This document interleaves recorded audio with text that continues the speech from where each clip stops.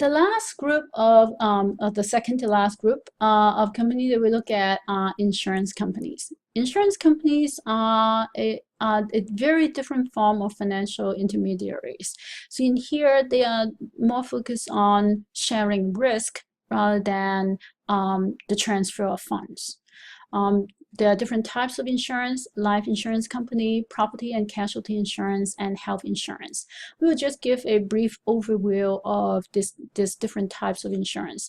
The primary source of fund money, and there are some business insurance as well. The primary source of fund is through insurance premiums. So insurance company collects premiums from insurers, from their customers, and then they use those money and they'll invest those money. So the two major sources of fund is insurance premiums and return they earn from investing those premiums. Their primary use of fund is to invest in financial assets so they can earn return, and also to pay out insurance claims. So any money that so they will have premium and return, and they use those to pay out claims. And if they have excess, they will use the excess money to invest.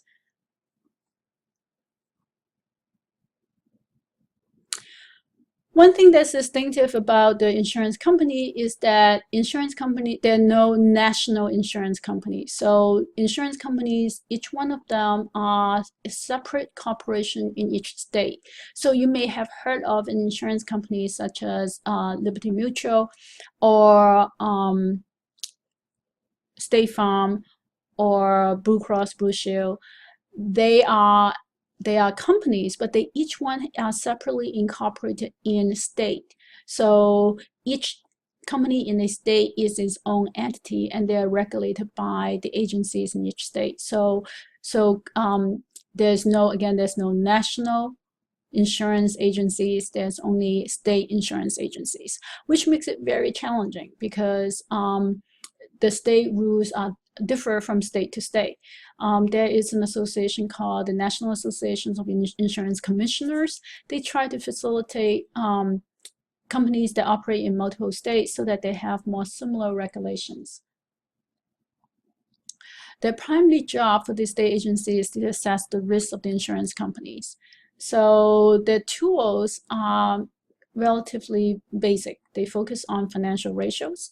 The financial ratios can focus on the value of the investment that the insurance company hold, the return on investments, the relative size of the company's operating budget, and the liquidity of the portfolio. So as you can see, these are the market value versus book value, return on investment. These are expense ratios, and then liquidity of this portfolio. So this can be measurement of durations as well as the market size of the asset holdings.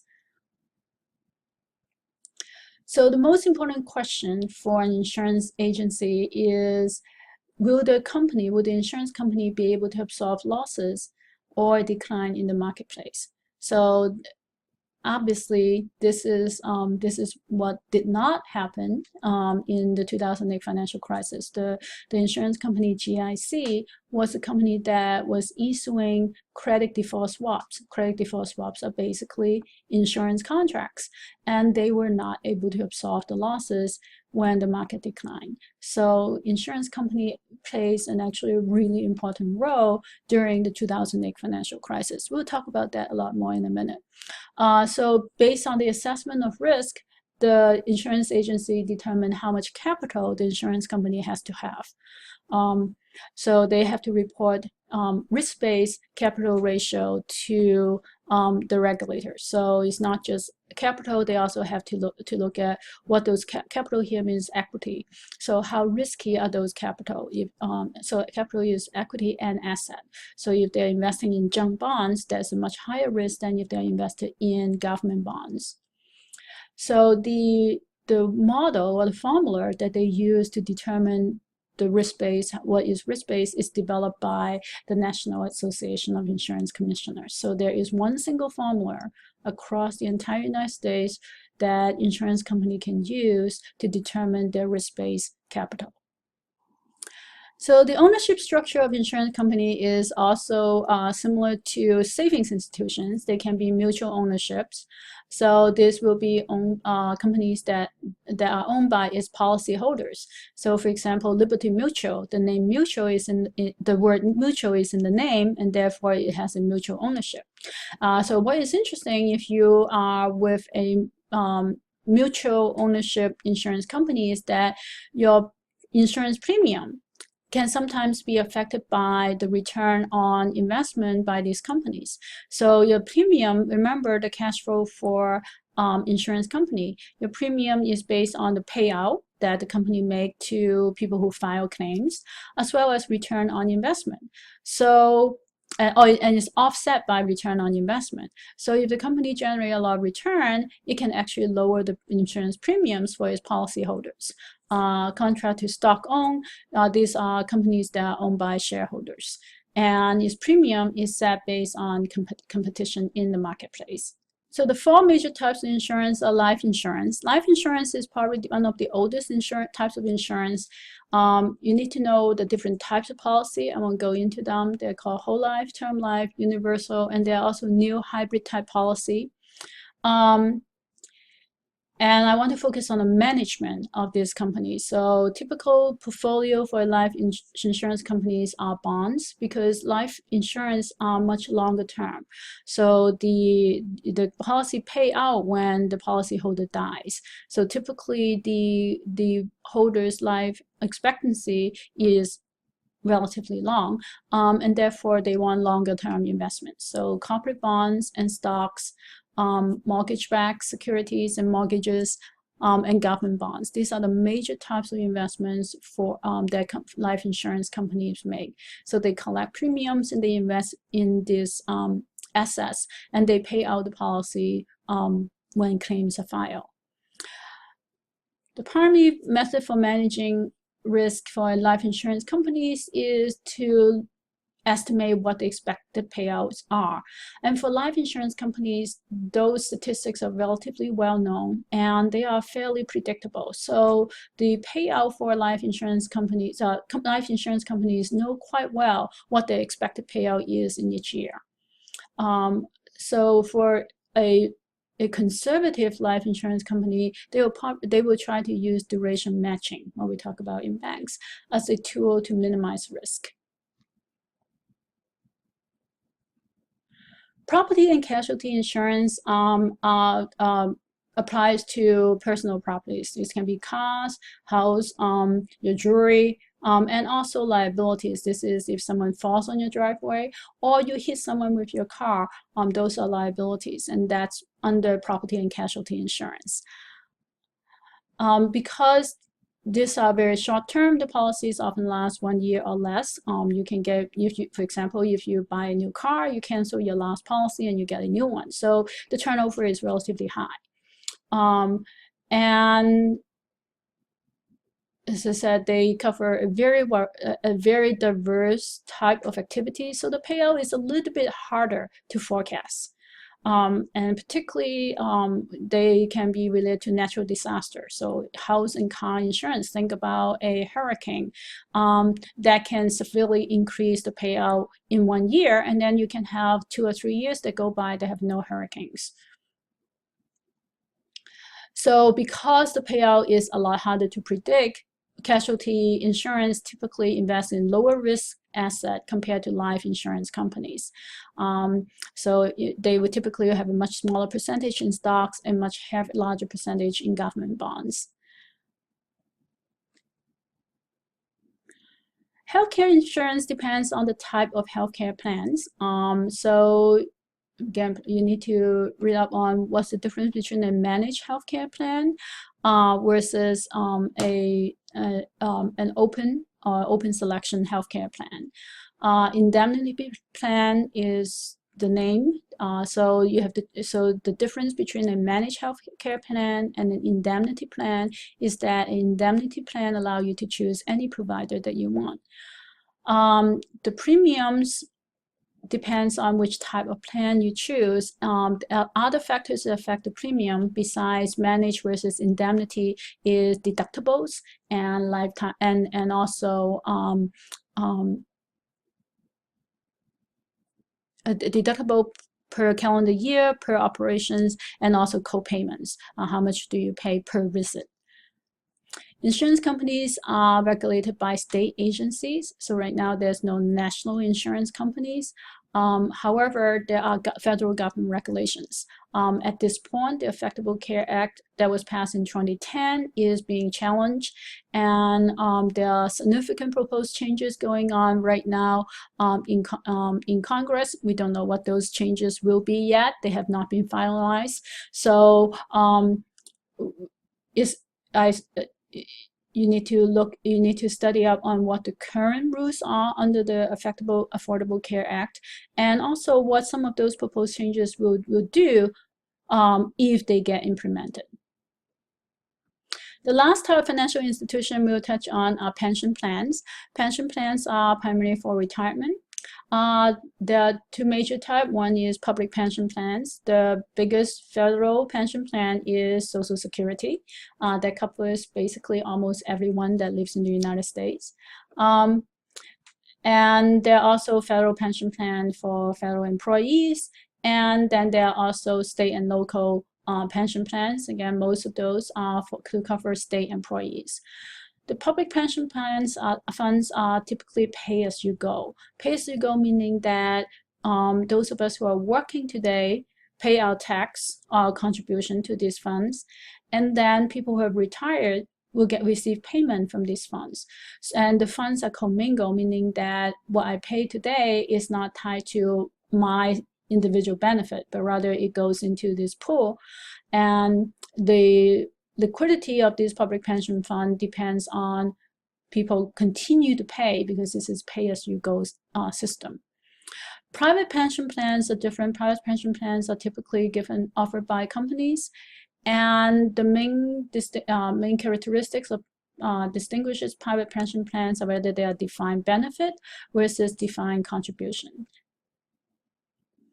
In a defined benefits plan, the company or the organization takes the risk because they are guaranteeing the benefit that an individual will receive in retirement.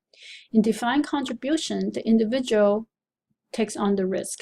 The companies and organization contributes money to the plan today, and the individual is responsible for investing those contributions. And however those return pays out in the future, the individual takes the risk.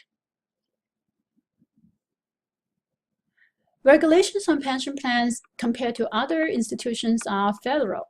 So there's really no state there's no state regulations on pension plans, but there are government regulations on pension plan. ERISA was first introduced in 1974 and again revised significantly in 1989. Again, the reason why it was created was because when companies go through a round of bankruptcy during the 1970s, they was found that their pension plan, those companies has actually taken money out of pension plans, and therefore their employees, not just do they lose their job, they also lose all their retirement benefits. So ERISA was introduced to avoid that from happening again, because the pensions were legally the property of the employees and not the companies.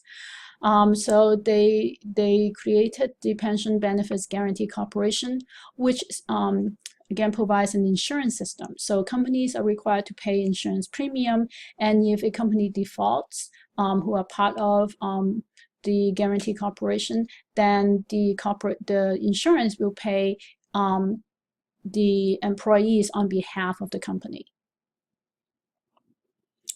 In 2006, they passed a Pension Protection Act, and they require companies that are currently underfunding their pension plans to fulfill the obligation within 7 years. So again, the pensions are not property of the firm; they are properties of employees. So this is a case where the government, but the employees is hard for the employee to enforce this. Unlike a bank, they cannot force a company to go into bankruptcy if they don't pay up. So the government has to step in and provide that enforcement. So for a company who are funding pension funds, they have to typically apply one of two strategy. One is match funding, meaning that they put money in that matches the cash outflow. The other is projected funding, meaning they look into the value of the pension and they match the value of the pension with the same amount of investments.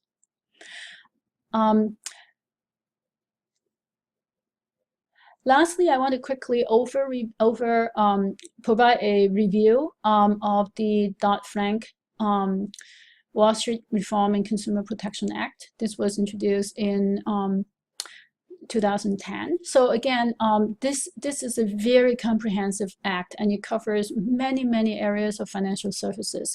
These are just some of the highlights. So I'm gonna simply ask you to go over them.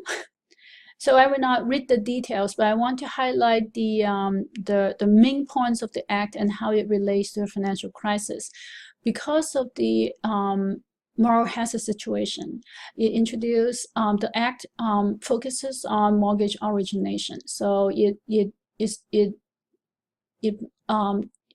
basically tells financial companies that even if you can sell off the loan, you cannot pass off that responsibility for vetting mortgage borrowers. So here they say the act requires financial companies, mortgage companies, and banks to actually look at the ability of the borrower to pay back the loan. Again, this would not have been necessary if there is no moral hazard. So if the banks were holding on to the mortgage, meaning that they were the one who will be receiving future payments, they definitely will pay a lot of attention. You would not want to loan money to someone that you don't think they can pay it back. What happened here is when banks securitize or sell off those loans, that create a moral hazard, since they no longer rely on the borrowers to pay back their loan in the future. They become less interested in making sure that they can pay back their loan. So the Consumer Protection Act focuses on the changes in the system and say, okay, we understand moral hazard, so we need a regulation to counter moral hazard. It's very similar if you go through the rest of the regulation. Sale of mortgage-backed securities, it requires the financial institutions to keep 5% of the portfolio. So they are basically asking security firms to have some skin in the game, so that they're not creating MBS that are basically junk, because they have to keep 5% of it.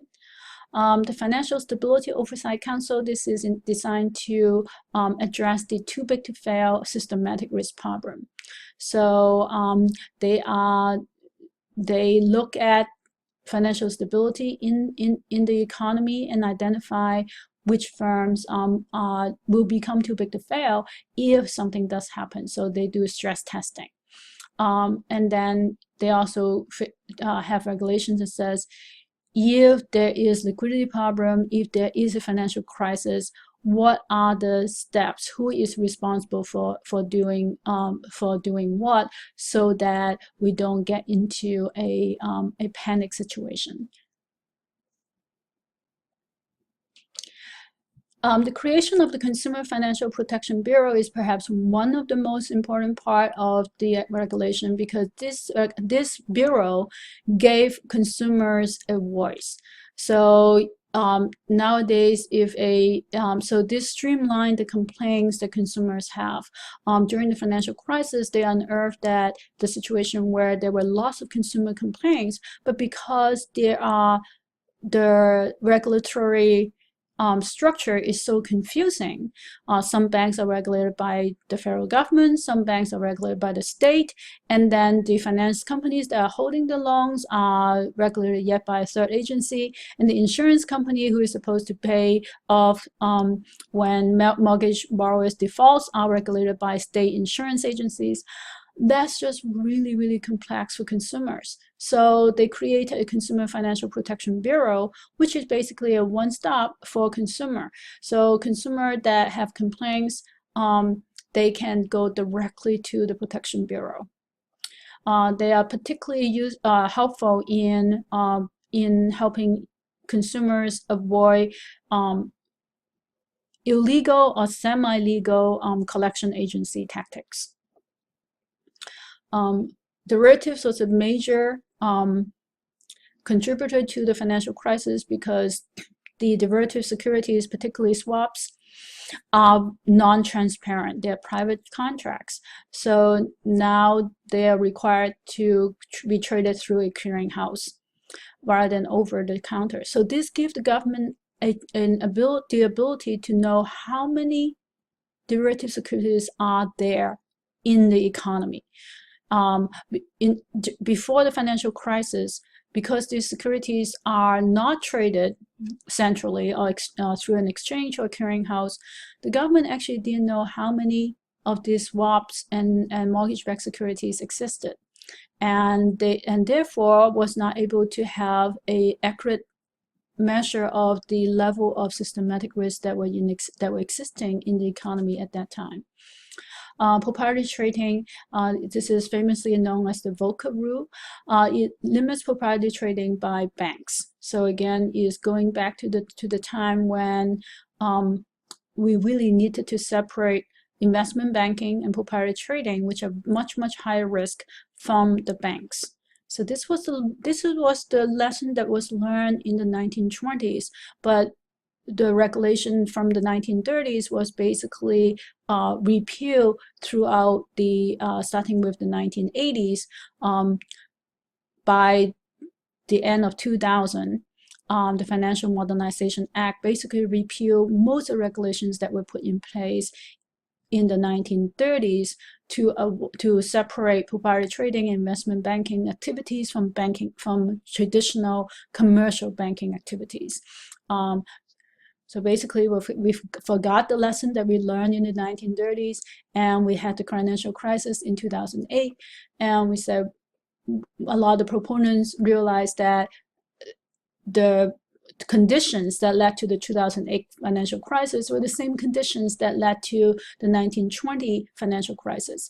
Fortunately, we did not get into the depression that we had in the 1930s. But if we do not reverse the regulation, we could very well have another financial crisis that could lead to a recession as severe as the one in the 1930s.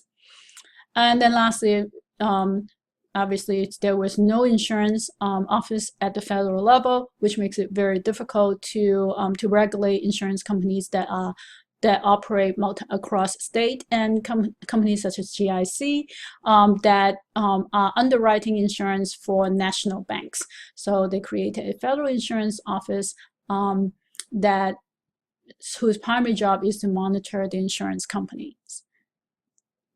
So these are just the highlight of the Dodd-Frank Act, and again, I highlight the area where